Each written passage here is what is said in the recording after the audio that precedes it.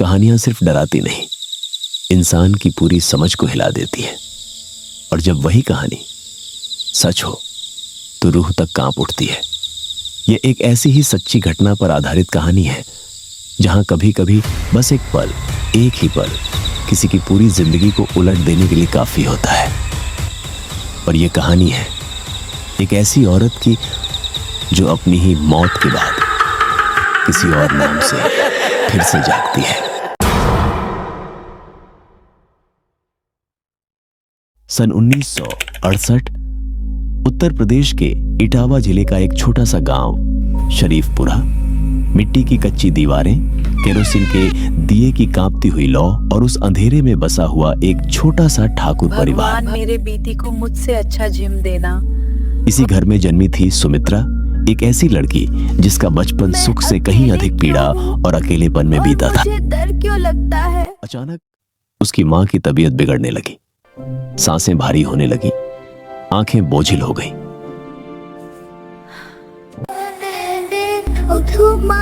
फिर कुछ दिन बाद बचपन में ही मां की मौत हो गई। पिता रोजगार की तलाश में शहर चले गए। बेटा अपना ख्याल रखना, मैं बाहर काम करने जा रहा हूं। और सुमित्रा अपने ताऊ के घर पलने लगी।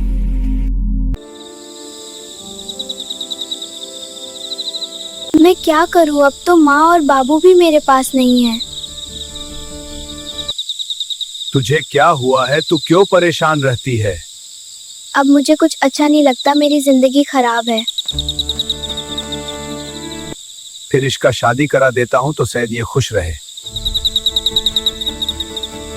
रामलाल, तेरे पुत्र से मैं अपनी सुमित्रा का शादी करना चाहता हूं।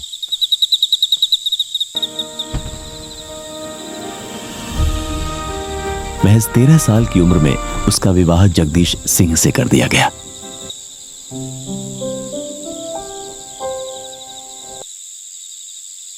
देवा, मैं अब खूब पैसा कमाऊंगा। जगदीश रोजगार के लिए गांव से बाहर रहने लगा और सुमित्रा अकेलेपन का दर्द उसके चेहरे पर हर समय चिपका रहता था। उसकी आंखों में एक ऐसी उदासी बस गई थी जिसे कोई पढ़ नहीं पाता था। फिर दिसंबर 1984 आया और जैसे भाग्य ने पहली बार उस पर हल्की सी मुस्कान बिखेरी, उसके घर एक पुत्र ने जन्म लिया। सुमित्रा अपने केवल 5 महीने के मासूम बच्चे को हर पल अपनी छाती से लगाए रखती।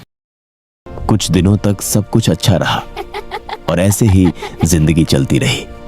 वह अपने बच्चे के साथ खेलती रही, मुस्कुराती रही, अपने परिवार को संभालती रही और हर जिम्मेदारी को चुपचाप निभाती रही। सब कुछ बिल्कुल सामान्य लग रहा था, बिल्कुल ठीक। लेकिन एक दिन अप्रैल 1985 दोपहर का समय था। सुमित्रा कुएं से पानी भरने जा रही थी। तभी अचानक वो वहीं ठिठक कर रुक गई। उसके हाथ आसमान की दिशा में खींचने लगे, उंगलियां टेढ़ी होकर मुड़ गईं, आंखें पलटने लगी और दांतों की कटकट कटकट की भयानक आवाज पूरे कुएं में गूंज उठी। पूरे 5 मिनट तक वह एक पत्थर की मूर्ति की तरह जड़ होकर खड़ी रही।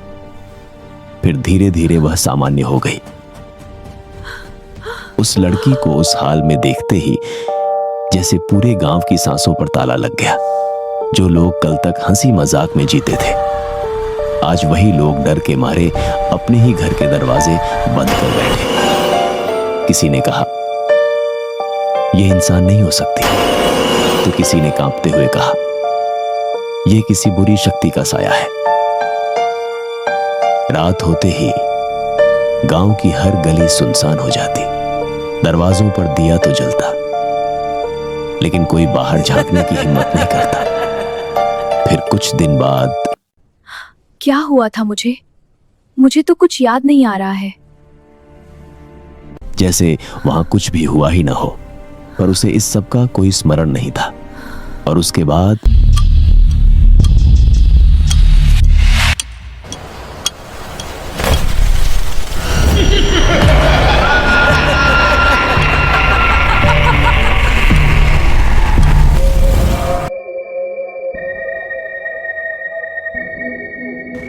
होश में आते ही सुमित्रा बिना कुछ कहे अपने घर लौट आई, पर गांव वालों की दृष्टि में वह अब पहले जैसी नहीं रही थी। सब उसे अलग रहने की सीख देने लगे, मानो उसके साथ कोई अशुभ छाया जुड़ गई हो। भीतर ही भीतर सुमित्रा पूरी तरह टूट चुकी थी। रात के सन्नाटे में वह स्वयं से ही प्रश्न कर रही थी, मेरे साथ ये सब क्यों हो रहा है? फिर उसकी दृष्टि अपने नन्हे से पुत्र पर पड़ी। उसका स्वर कांप उठा और आंखों में आंसू भरकर वह बोली, मैं तुझे भी खुद से दूर रखूंगी, कहीं मेरी बदकिस्मती तुझे भी नाले डूबे रखे। घर में रोटी बनाते समय, खेत के रास्ते चलते हुए, रात को सोते वक्त वह कभी भी उन भयानक दौरों में गिर पड़ती। पूरा परिवार भीतर तक कांप उठता। गांव का वैद्य आया। उसने शरीर की जांच की तेरे तबीयत ठीक है? मुझे और लगता उसमें है कोई तुझ पर किसी काली शारीरिक शक्ति बीमारी का नहीं प्रभाव मिली, है। जैसे कोई अदृश्य शक्ति भीतर से उस पर अधिकार जमाए बैठी हो। पूरे 5 महीनों तक यह सिलसिला चलता रहा और फिर आया 16 जुलाई 1985। दोपहर के ठीक 3 बजे सुमित्रा को एक और दौरा पड़ा, लेकिन इस बार उसने पहली बार बोलना शुरू किया। कल मैं मर जाऊंगी।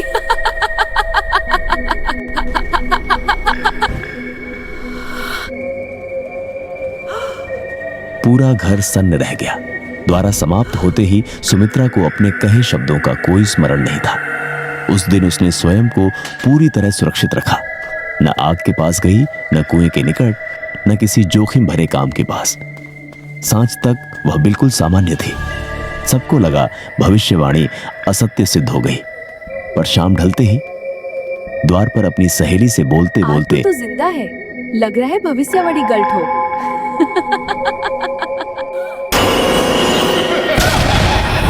आखिरकार सुमित्रा मर गई और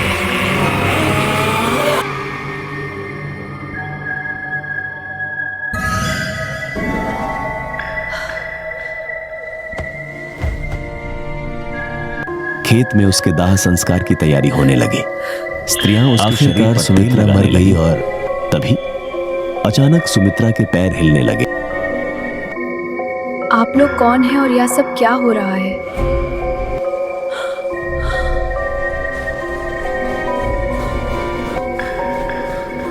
सुमित्रा अचानक से उठी और घर वाले दौड़कर आए। सुमित्रा ने धीरे धीरे अपनी आंखें उठाई, फिर सुमित्रा को उठाकर घर ले गए भी था, फिर और एक अनजानी सी क्रोध की ज्वाला भी। अगले ही क्षण तुम बच गई उसने सुमित्रा। जगदीश का हाथ झटके से झिड़क दिया और बर्फ सी ठंडी आवाज में बोली, आप कौन है? मैं यहाँ किसी को नहीं पहचान रही हूँ। देखो सुमित्रा, मैं तुम्हारा पति हूं। मेरा नाम सुमित्रा नहीं है, शिवा है।